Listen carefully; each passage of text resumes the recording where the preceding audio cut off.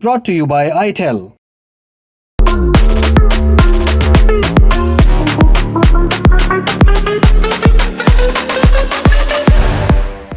बांग्लादेश में सत्ता बदलने के बाद भारत को लेकर नई सरकार का कैसा रुख होगा? इस सवाल का जवाब अब बांग्लादेश के भावी पीएम तारिक रहमान ने दे दिया है। उन्होंने 14 फरवरी को कहा कि उनकी सरकार की फॉरेन पॉलिसी बांग्लादेश फर्स्ट से चलेगी। इंडिया सहित बाकी देशों के साथ संबंधों में बांग्लादेश के हित को सबसे पहले रखा जाएगा। ये बात तारिक रहमान ने बांग्लादेश नेशनलिस्ट पार्टी यानी बीएनपी की भारी जीत के बाद अपनी पहली प्रेस कॉन्फ्रेंस में कही। बीएनपी ने बांग्लादेश के 13वें पार्लियामेंट्री इलेक्शन में जीत दर्ज की है। बीएनपी चीफ से सवाल पूछा गया, इंडिया बांग्लादेश संबंधों पर आपका क्या रुख है?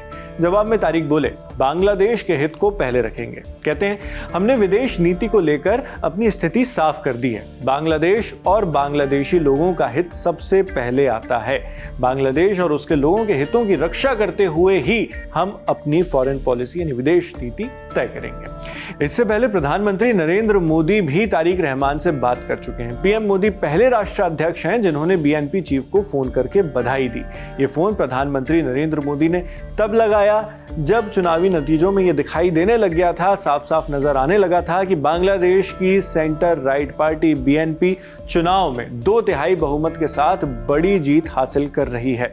बांग्लादेश के इलेक्शन कमीशन ने चुनावी नतीजे घोषित नहीं किए थे, उससे पहले ही पीएम मोदी ने तारिक रहमान को फोन घुमा दिया था। पीएम मोदी की यह पहल इसलिए अहम मानी जा रही है क्योंकि अगस्त 2024 में बांग्लादेश के तख्ता पलट के बाद से दिल्ली और ढाका के रिश्तों में तनाव और कड़वाहट बढ़ गई थी। अगस्त में बांग्लादेश की तत्कालीन प्रधानमंत्री शेख हसीना को नाटकीय ढंग से सत्ता से हटा दिया गया।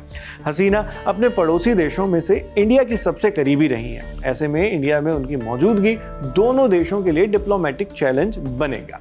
इसके अलावा पानी की शेयरिंग, बॉर्डर कनेक्टिविटी और अवैध घुसपैठ या अवैध अप्रवासियों जैसे मुद्दे भी विवाद के कारण रहे हैं। ऐसे में फॉरेन पॉलिसी पर की गई टिप्पणियां तारिक रहमान के भाषण का हिस्सा रहीं।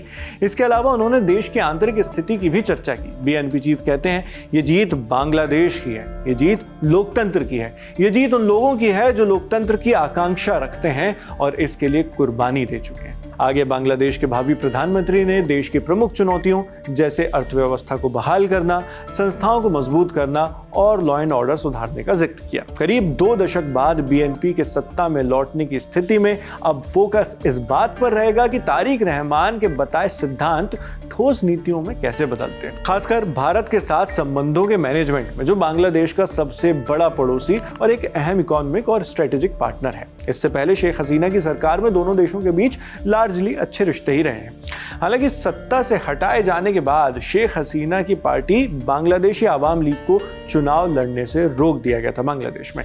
इसलिए इस बार बीएनपी के सामने ये पार्टी चुनावी मैदान में थी ही नहीं। इलेक्शन कमीशन के आंकड़ों के मुताबिक बीएनपी की अगुवाई वाले गठबंधन को 212 सीटें मिली हैं, जबकि जमाते इस्लामी के नेतृत्व वाले अलायंस को महज 77 सीटें मिली। भारी जनादेश का जश्न मनाने के साथ साथ तारिक रहमान ने चेतावनी दी कि नई सरकार को गंभीर स्ट्रक्चरल चैलेंजेस विरासत में मिले हैं। उन्होंने कहा, हमने देश में डेमोक्रेसी की स्थापना का रास्ता तैयार किया है। फिर वो अपनी आगे की प्लानिंग बताते हैं। कहा, हम ऐसी स्थिति में अपना सफर शुरू करने जा रहे हैं जहां तानाशाही शासन की छोड़ी गई कमजोर अर्थव्यवस्था, कमजोर होती संवैधानिक और स्ट्रक्चरल इंस्टीट्यूशंस और बिगड़ता लॉ एंड ऑर्डर मौजूद है। तारिक रहमान की सत्ता में वापसी उनके पॉलिटिकल करियर के लिए एक बड़ा माइलस्टोन है। वो ब्रिटेन में 17 साल के निर्वासन के बाद दिसंबर 2025 में बांग्लादेश लौटे। इसके बाद वो एक अहम राजनीतिक मोड़ पर फिर से नेशनल पॉलिटिक्स में एक्टिव हो गए। तारिक रहमान बांग्लादेश के पूर्व राष्ट्रपति जियाउर रहमान के बेटे हैं, जिनकी 1981 में हत्या कर दी गई थी। तारिक की मां खालिदा जिया भी बांग्लादेश की प्रधानमंत्री रह चुकी हैं। खालिदा 3 बार ये पद संभाल चुकी हैं बांग्लादेश में।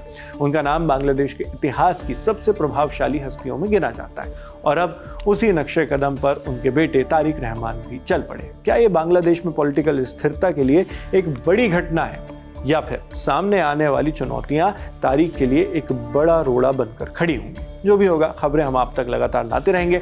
आप इस पूरी खबर पर क्या सोचते हैं, हमें कमेंट बॉक्स में लिखकर जरूर बताएं। मैं हूं शेख नावेद, देखते रहिए ललन टॉप। मुस्कुरा रहे हैं हम और मुस्कुराइए आप, क्योंकि लखनऊ में होने जा रहा है ललन टॉप अड्डा। 22 फरवरी को पहुंचिए जुपिटर हॉल, इंदिरा गांधी प्रतिष्ठान, लखनऊ।